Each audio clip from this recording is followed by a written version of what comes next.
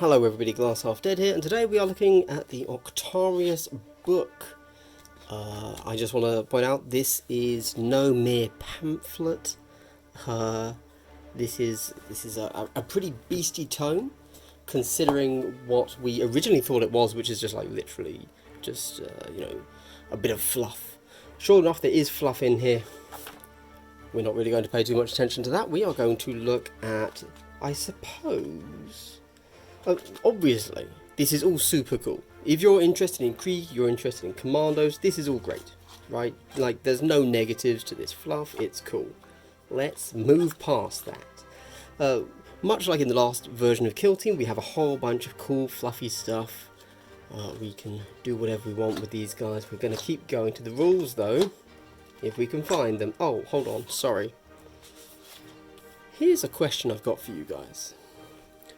Why do they make orcs look like Voldemort? Where's this? Anyway, we'll leave that question to people smarter than I. So, yeah, okay, rules. How about that? Okay, what are we talking about in today's video? First thing we're talking about is just proof that I've made stuff. This is the Daka boy. I know what you're thinking. Why is he showing us this stuff? I hate painting, and I painted models, so I have to prove that I painted the entire set. It was so much effort, and I'm not even doing a battle report. What was I thinking? Anyway, the reason I'm looking at this, so there are datasheets in here. How can I manage to? There are datasheets in here. I'm not giving you a in-depth tactical breakdown of the two factions. Okay, that's not what this video is. This is a look at the Octarius book, because I believe that what this is the blueprint for Kill Team going forwards. When we get the compendium, what's in there is index Kill Team. Okay, it's not the way Kill Team is. Kill Team, I believe, is going to be these custom loadouts for your faction.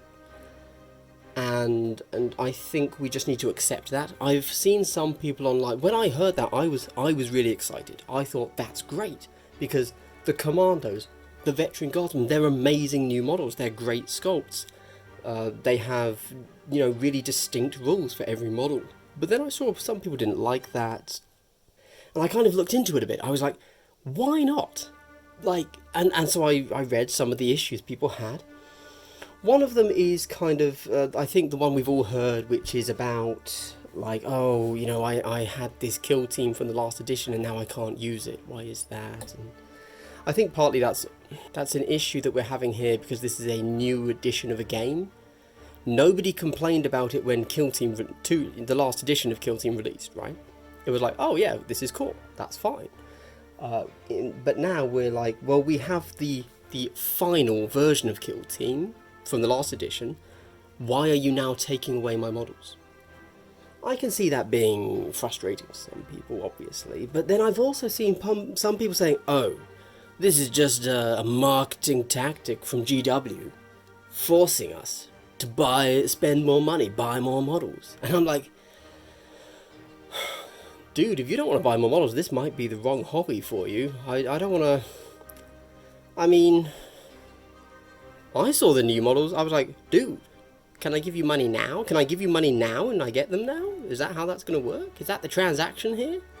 Who doesn't want to buy the models? Anyway, whatever. I'm just saying, guys, if you want to play proper Kill Team, you're either going to have to do some pretty heavy conversion work, which some people are going to do, and they're going to make amazing Kill Teams, or you're going to have to buy these models. And that's a positive. Who doesn't want new models? Anyway, let's move on.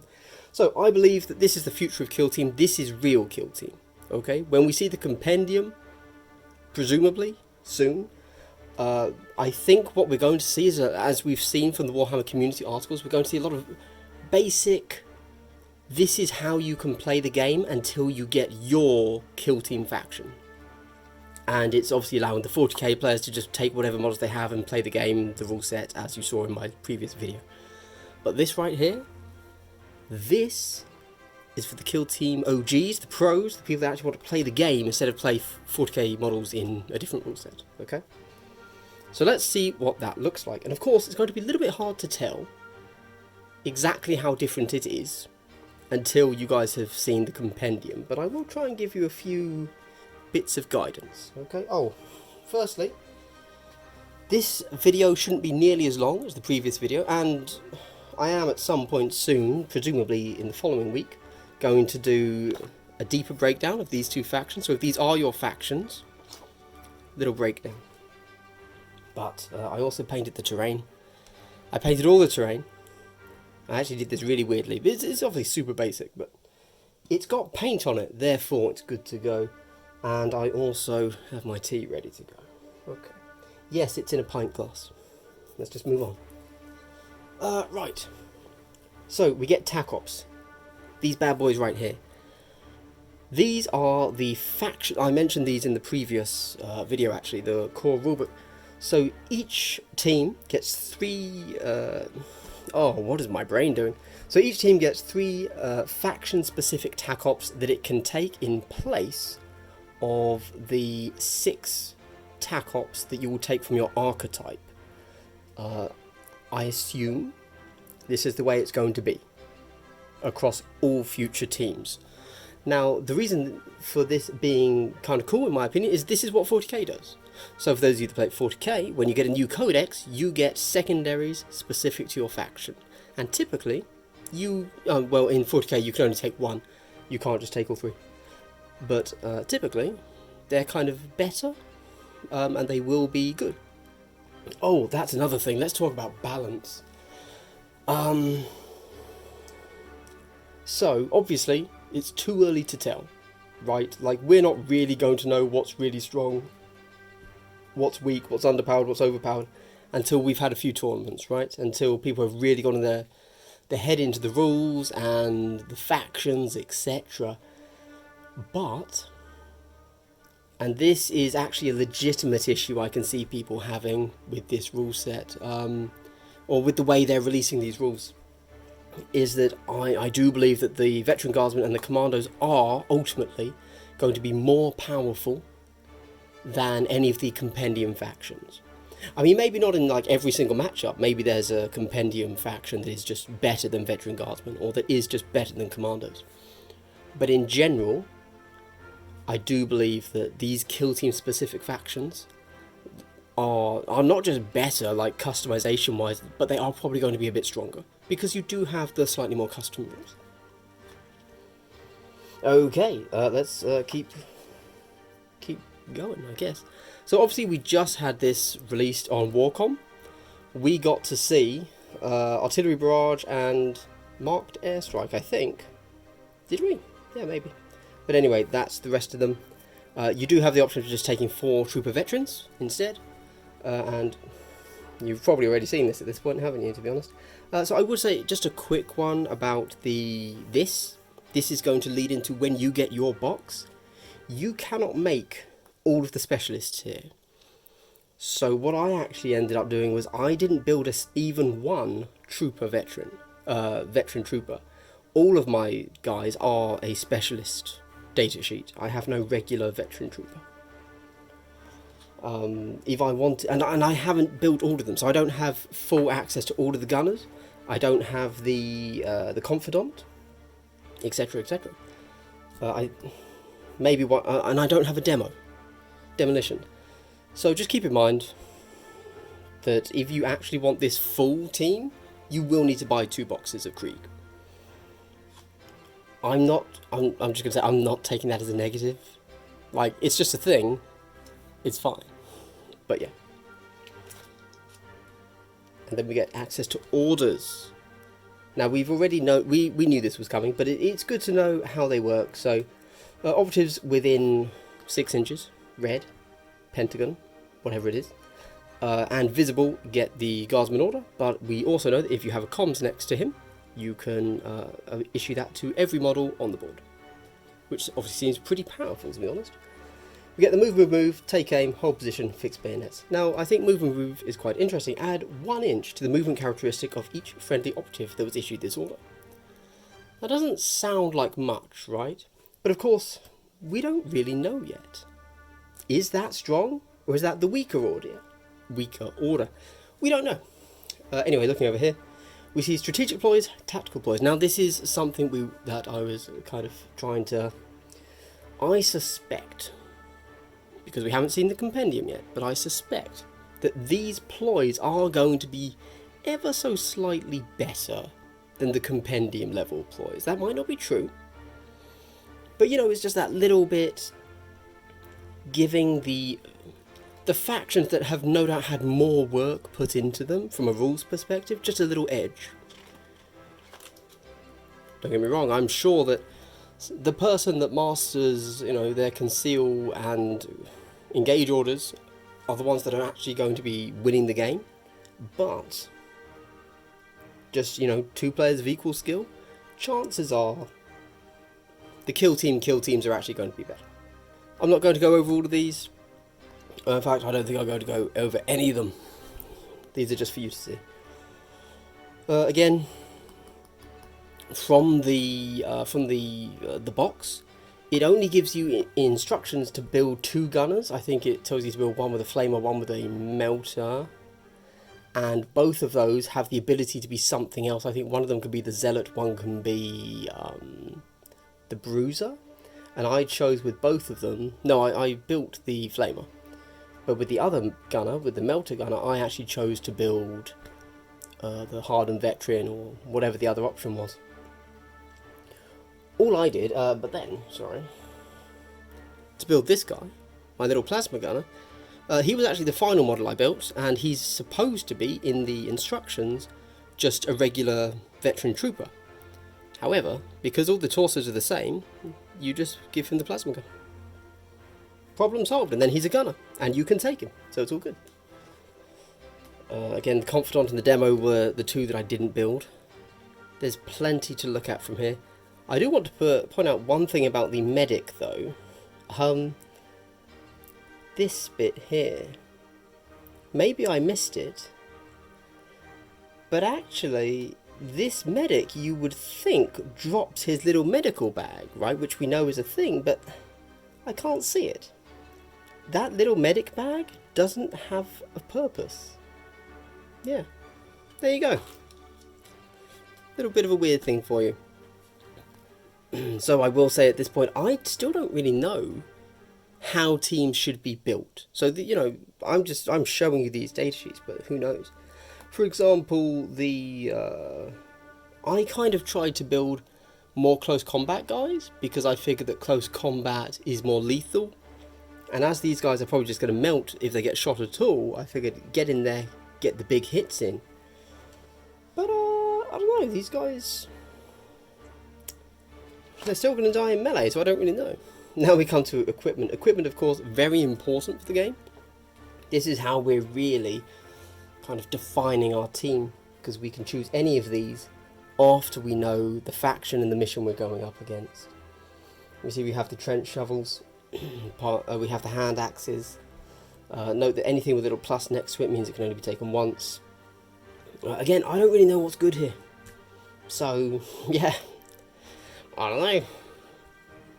Then we get battle honors. This is the narrative. Spec Ops means narrative, basically, and this is the cool bit. So with all of the Kill Team factions, basically when you get them released, we're going to get a full narrative guide to them, which I think is really cool. This is exactly the same way again as 40k. Once you get your faction, you get their full list of things you can do narratively.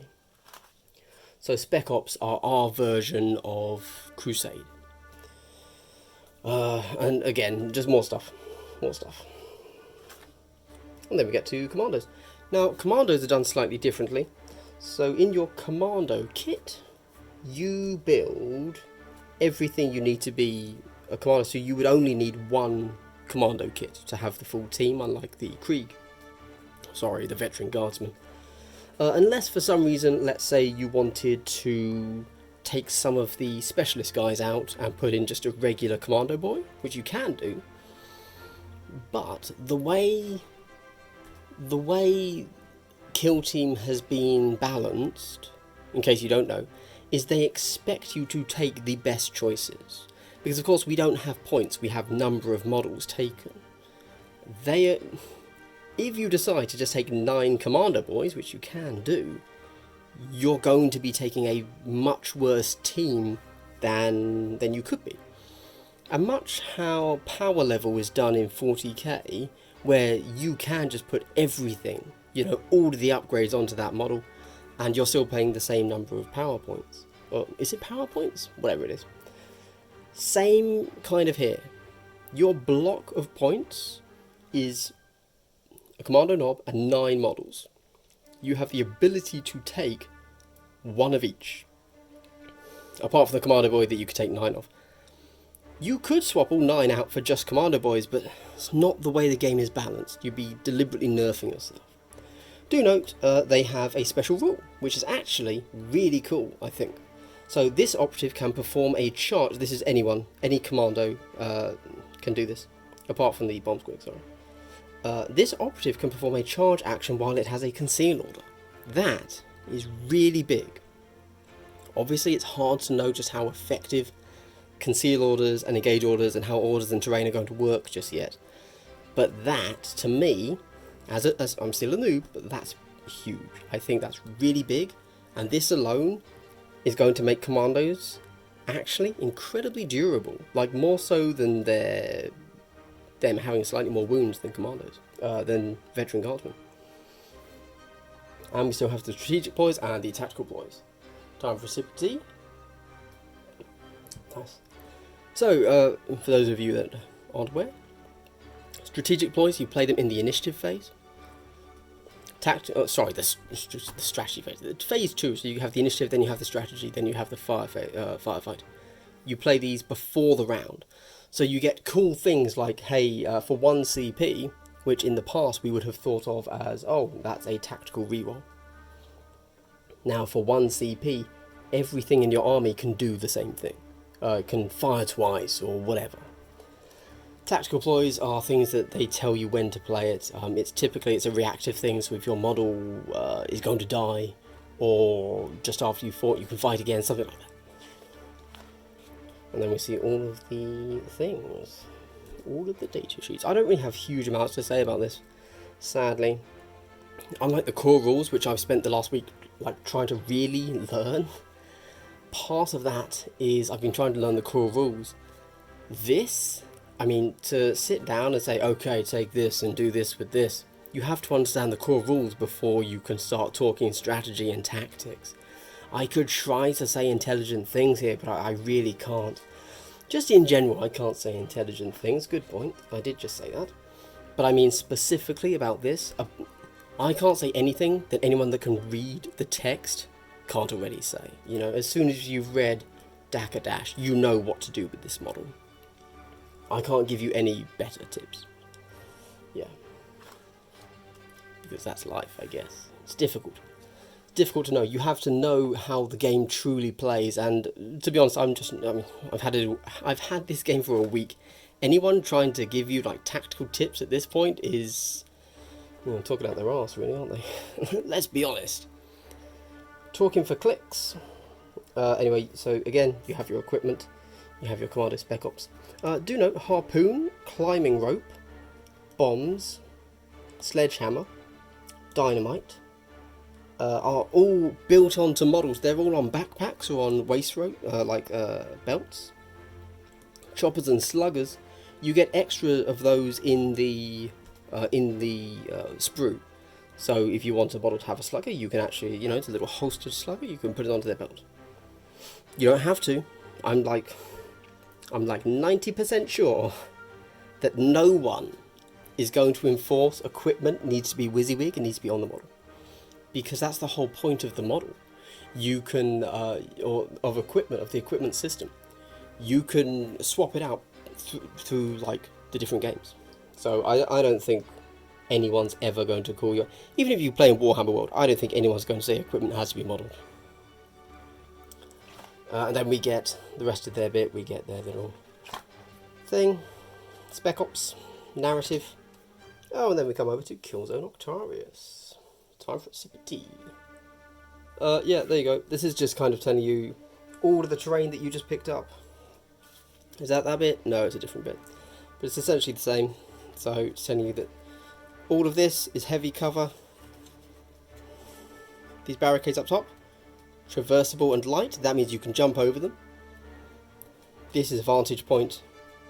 This is heavy. Do note, I suppose, that with this being traversable and light, right? So you're up here.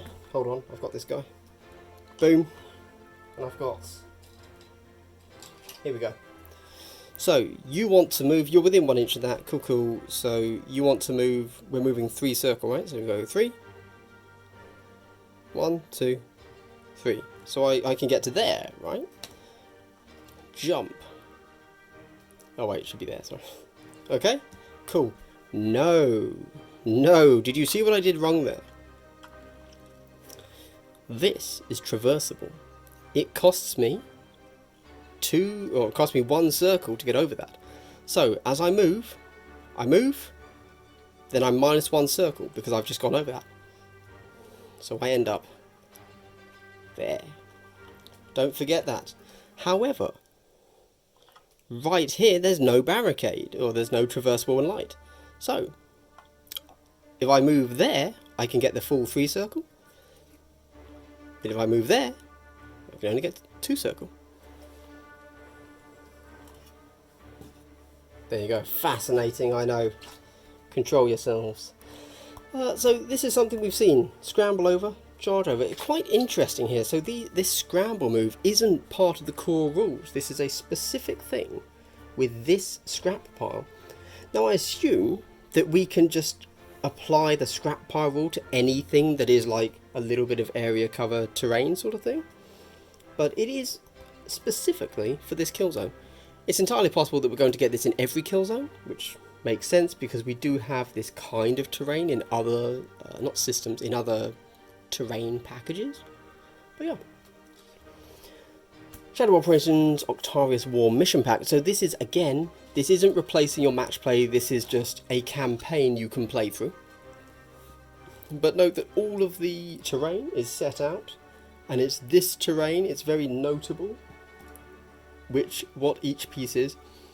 I would say one interesting thing about every mission, or every terrain layout, is they've actually missed out 2 things from each map, from every map. So they've missed, in each map you get like a little, it's a much smaller platform that's just like a little 2-inch platform, which I would assume is there so that you could put like one there, and then you put your little plank between them, and it would let you kind of hop around while staying on a vantage point. But they haven't put that piece of terrain in any of these maps. Very odd. Much like the match play missions, everything here is different. Different terrain layouts, different drop zones. Oh yes, I didn't mention this in the last one. It's not a deployment zone anymore, it's a drop zone. Keep that in mind. Does that matter? No, but it's a thing. Yeah. Different drop zones, different terrain layouts, different objectives, different objective placements. So, there you go. And again, this is the narrative stuff.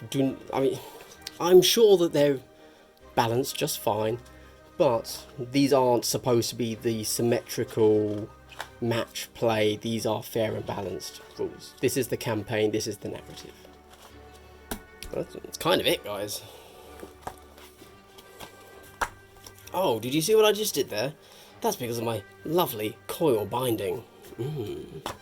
I do think it's quite fun that the orc side is they just stole a piece of the Krieg and wrote on it. So, haha, very funny. Oh gosh, how am I going to make this happen? What am I even trying to do? And that is Killzone Octarius. Again, I think we've got a few questions at the end here, don't we? So we know that this Octarius box is limited edition. Don't get me wrong, they might have printed a lot of it, but how are they going to get us these rules again, right? How am I getting these data cards again? And are they going to give us these in the box when they eventually release the Krieg? Is it going to be a Kill Team branded box and it comes with cards, much like Warcry? Okay, good. But how are we getting all of... Hold on. Hold on. Hold on. How are we getting all of this?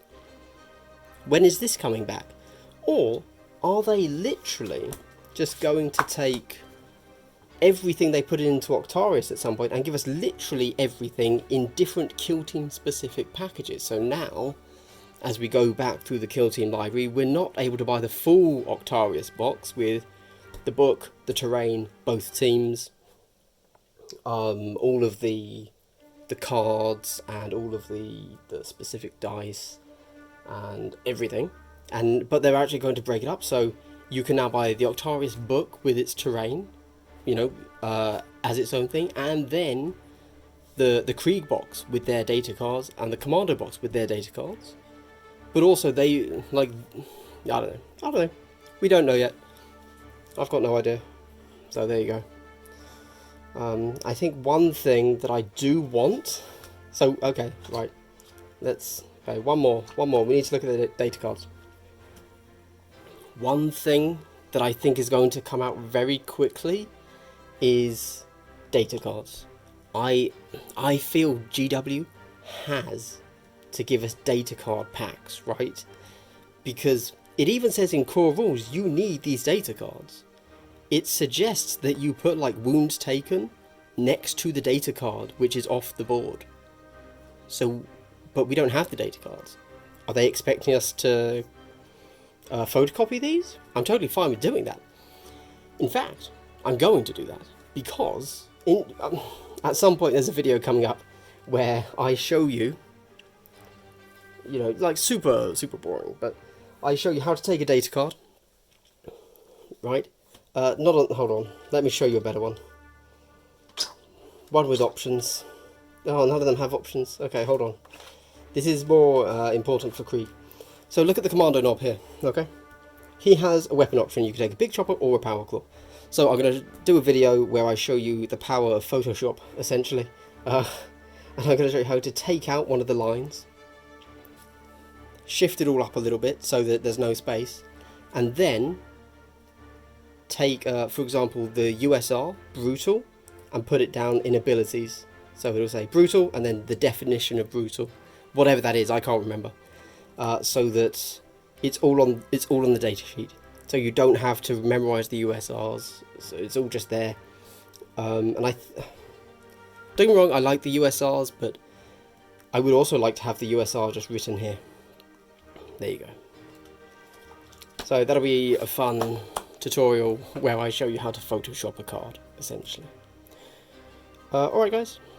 But I also do believe that GW is going to release data cards for us to just buy, which I will probably buy as well, because that seems way easier. Alright guys, well, thank you for watching. I hope you enjoyed the tea. I hope this one wasn't too boring. I realise I had far less to say in this one than I did in the core rulebook. Let's be honest guys, this was just so that you could see the data cards and the full rules. Right, once again I forgot, if you're a subscriber to my channel, I'd like to give you a big double below.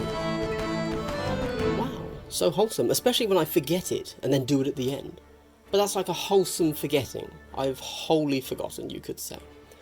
And then, because it's also the end of the video, if you've watched this far, I'd also like to give you a triple below.